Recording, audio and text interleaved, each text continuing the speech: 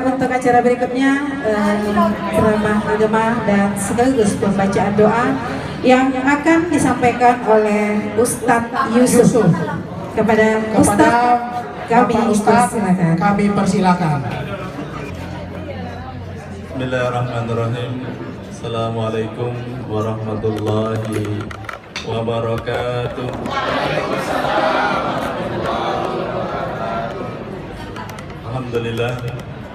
Alhamdulillahilladzi alaqa baina qulubina fa asbahna bi ni'matihi ikhwana. La ilaha illallah, subhana Muhammadan abduhu wa rasuluh, la nabiyya ba'dah. Allahumma salli wa sallim ala sayyidina Muhammad wa ala ali sayyidina Muhammad, amma ba'du. Semoga tercurahkan kehadiran junjungan kita Nabi besar Muhammad sallallahu alaihi wasallam, dan mudah-mudahan kita semua diakui sebagai umatnya, dan nanti di hari kiamat kita diberikan syafaat oleh Rasulullah sallallahu alaihi wasallam.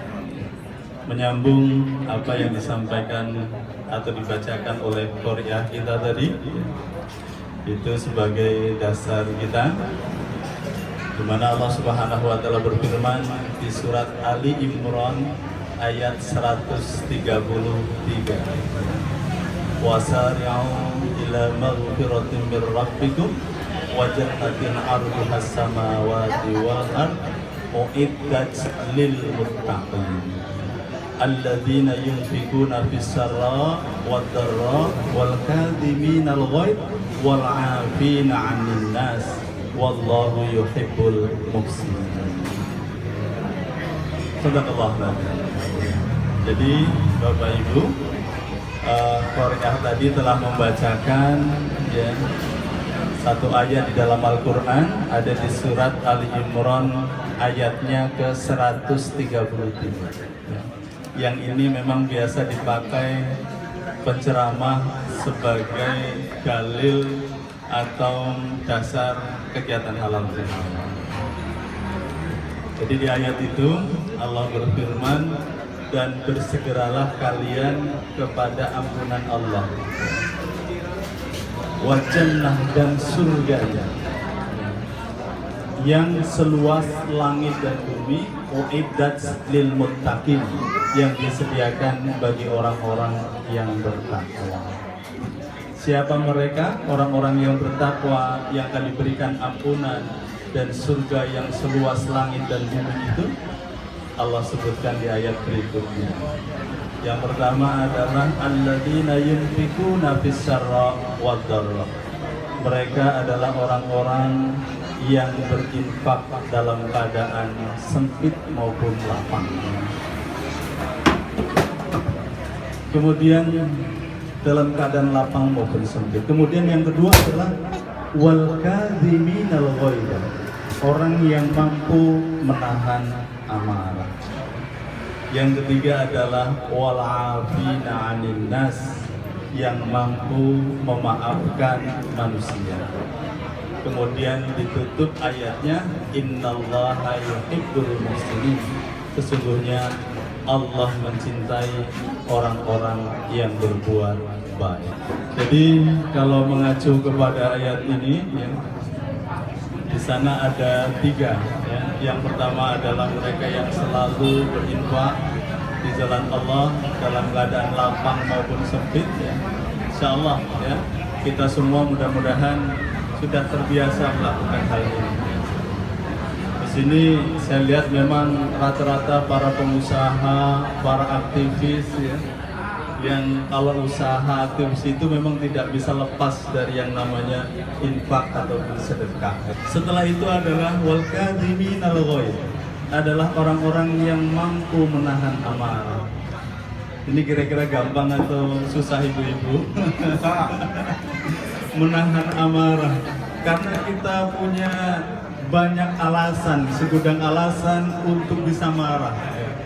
Mungkin karena posisi kita yang posisinya lebih tinggi, lebih kaya, status sosialnya lebih bagus. Kadang alasan untuk marah selalu ada. tetapi manakala dia memiliki banyak alasan untuk marah, kemudian ia tekan, ia redakan itu semua, ia tahan, inilah Allah memberikan pahala yang besar ya, bagi orang-orang yang mampu menahan amarah. Baru kemudian yang ketiga adalah wala'afina 'anil nas, adalah orang-orang yang bisa memaafkan manusia. Memaafkan ini juga tidak mudah. Menahan marah susah, memaafkan juga susah. Kenapa susah? Karena biasanya orang yang memaafkan itu adalah orang yang ada pada posisi dia disakiti, ya kan? Dizalimi, dirugikan. Artinya sakit hatinya. Nah, pada saat kita kondisinya sakit hati, dirugikan, ya, tiba-tiba kemudian kita harus memberikan maaf. Ya. Ini yang kadang menjadi sulit. Padahal Bapak Ibu, kalau kita mengaca kepada baginda Rasulullah Sallallahu Alaihi Wasallam, ada banyak peristiwa, sederet peristiwa di mana beliau menunjukkan seorang pribadi yang sangat-sangat pemaaf.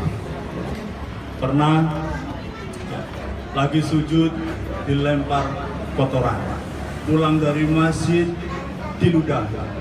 Tapi Rasulullah pada saat orang yang meludahi itu sakit, Rasulullah orang yang pertama kali datang menjemput. Masya Allah.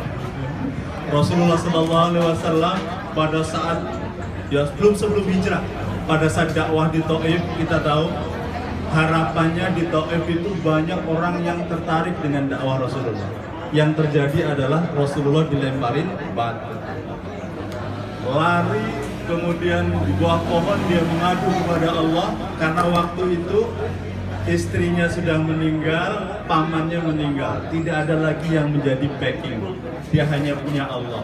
Dia mengadu kepada Allah, kemudian Allah perintahkan kepada malaikat penjaga gunung agar apa? Agar siap menuruti perintahnya Rasulullah.